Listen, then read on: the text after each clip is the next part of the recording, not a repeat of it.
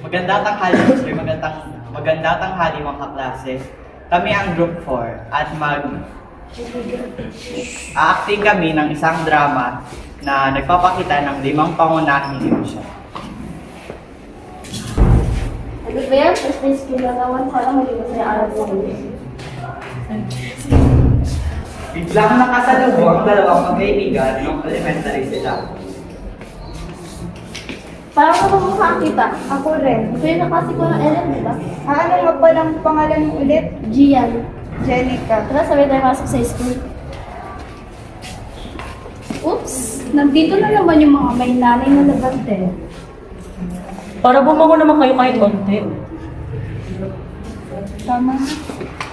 Teka lang, kinakausapan namin kayo, di ba?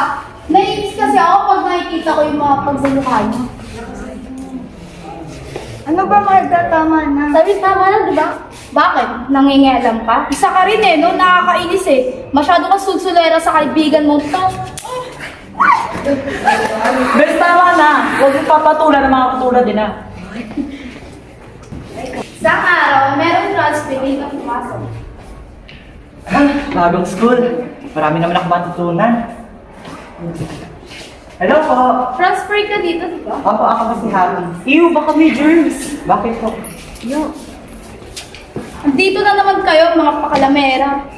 Ano ba, Margo, pati transfer yung pinaaway ko? Huwag ka na makisali. Okay ka lang. Opo, kaya po ako. Tara na nga. Sino po ba sila? Tuloy na nga.